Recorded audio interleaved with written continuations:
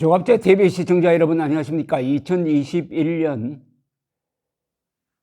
8월 23일 오전입니다. 이준석 국민의힘 대표가 오늘 좋은 일을 두 개를 했습니다. 하나는 정홍원 전 국무총리를 국민의힘 경선관리위원장으로 모셔온 일이고, 또 하나는 최근에 있었던 당내 분란에 대해서 사과를 했습니다.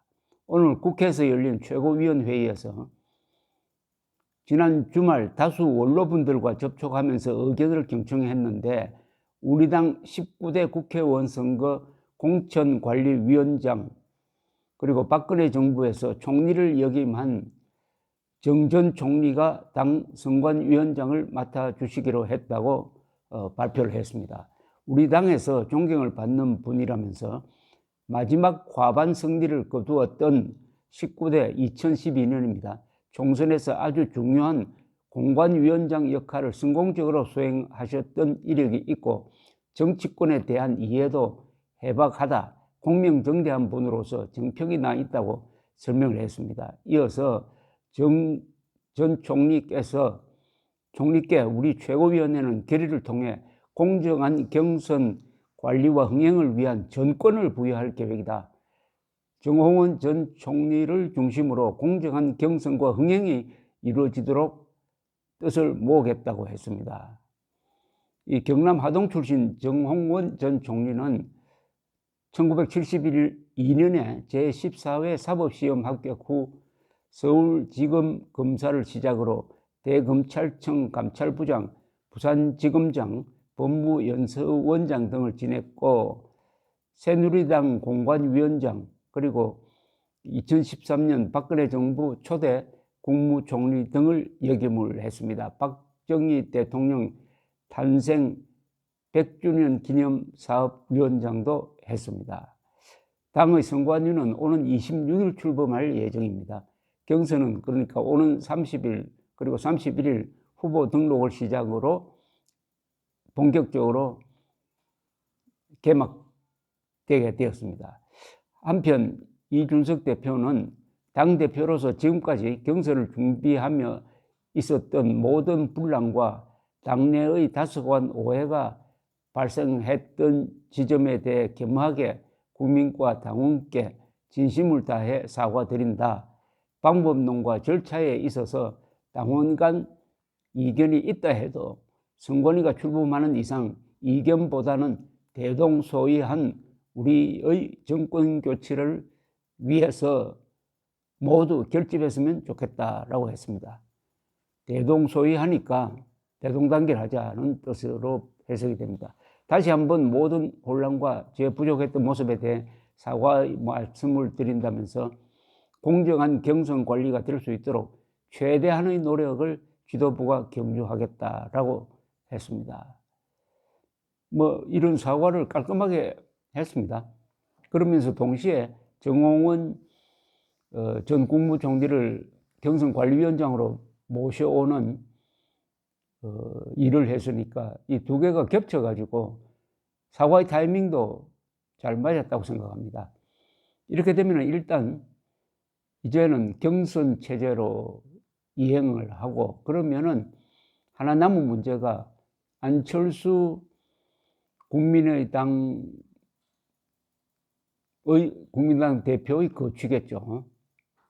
그러나 안철수 대표도 이 범야권 단일화를 가장 앞장서서 주장했고, 지난 서울시장 선거에서 본인이 모범을 보였던 사람이니까 이 단일화에 대해서 약속은 어떤 형식으로든지 지킬 것이라고 저는 생각을 합니다.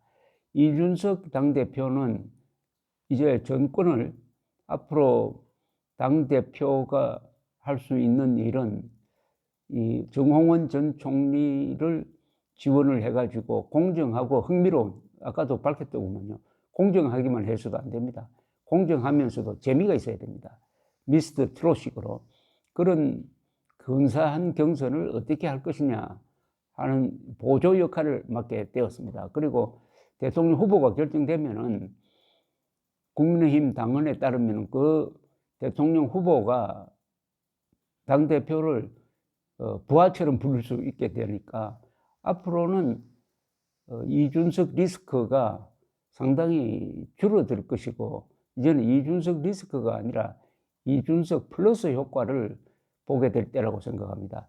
이준석 36살 당대표를 뽑은 당원과 당시에 국민 여론조사에 참여했던 사람들의 생각은 전례가 없는 일이긴 하지만은 이준석 대표를 통해서 2030 세대의 지지를 확보하고, 그 다음에 윤석열, 안철수 이런 사람들이 확보한 중도 보수와 합쳐가지고 2030 플러스 중도 플러스 보수 합쳐서 내년 선거에서 압도적 승리를 거둔다.